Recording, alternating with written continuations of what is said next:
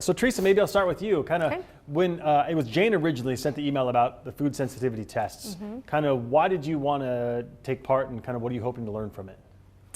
So ever since I was young, I think I had asthma when I was born actually, but I've always had food allergies and sensitivities. I've done allergy tests.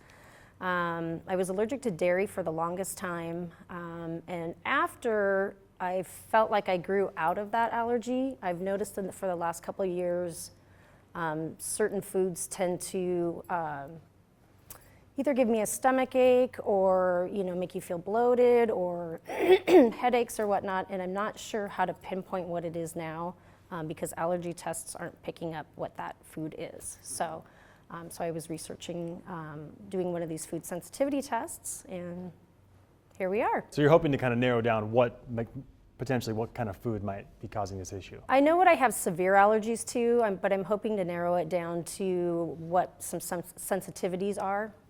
I'll say that one more time. Yeah. To what some sensitivities are that seem to be causing me problems. And then Dan, tell me about why you're interested in the test and kind of what you're hoping to learn from it. I was diagnosed with it's a rheumatoid arthritis type of disease called spondyloarthritis about 15 years ago. And basically, I have the markers for the blood tests and everything that they do. I was treated by a rheumatologist.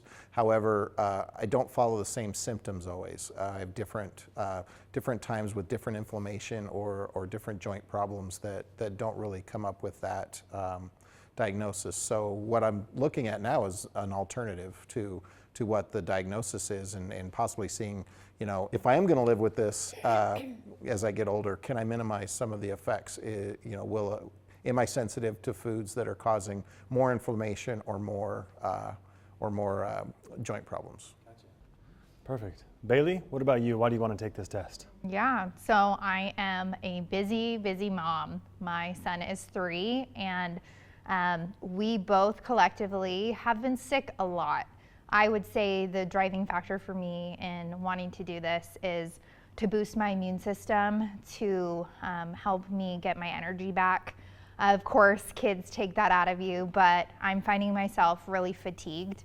And I suffer from vertigo. I've actually had chronic migraines growing up, but I've never really done anything about it. So I definitely now, for my son's sake and myself, I can't really afford not to be the best me, and so I want to be intentional with fueling my body with what I need to keep up with him, and to obviously be the best I can in every area of my life. So really hoping to lessen my vertigo symptoms, my migraines, and then gut health. Gut health for me, I think, is really important. I don't wear stress well, and so if I can manage, again, just being that busy mom who on the go is, feeding my little boy and myself, and I'm not making the greatest nutritional choices. So if I can kind of get on top of that, then I think it will benefit my life immensely.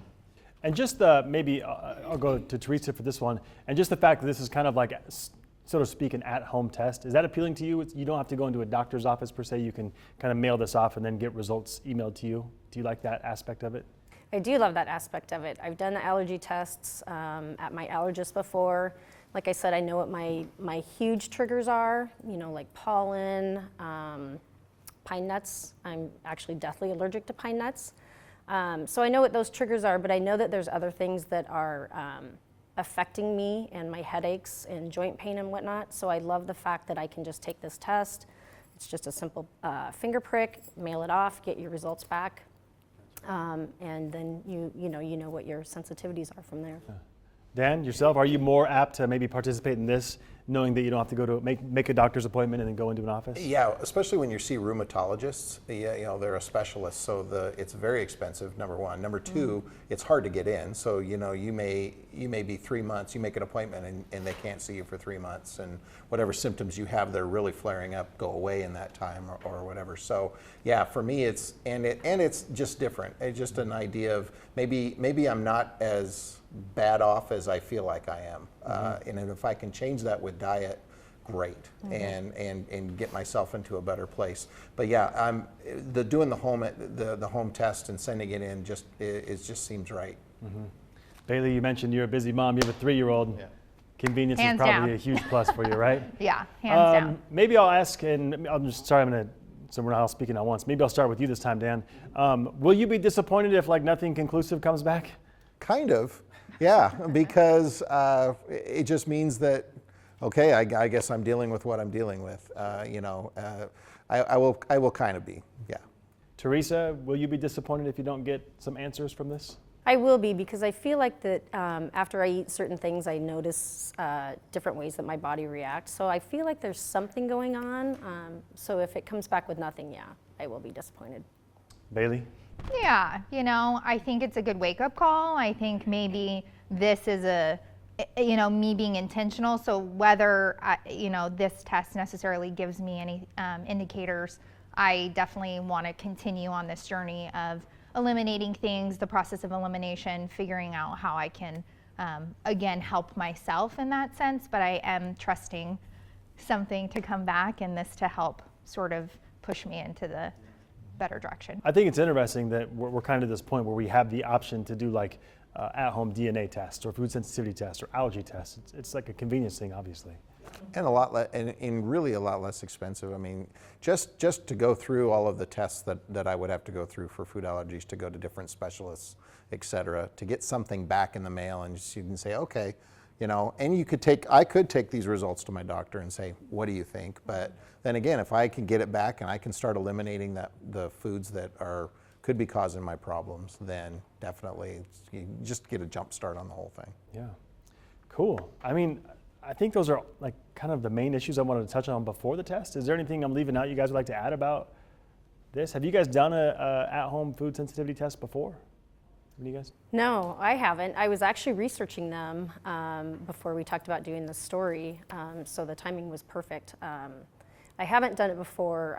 I'm kind of to go along with what Dan said, I am interested to see what the results are, because I think that there's simple tweaks that we can make in our lives at home, and that responsibility falls on us instead of always going to see a traditional doctor.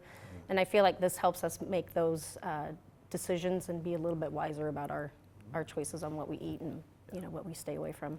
Yeah, we really have to be health consumers now. And so if there's something that it's simple that we can do and find out for ourselves, and I was really excited when I found out about it. I never thought about doing it. I never thought about it until I was asked, hey, would you be interested in doing something? And started putting everything together. It's like, you know what? Yeah, maybe there is something to it.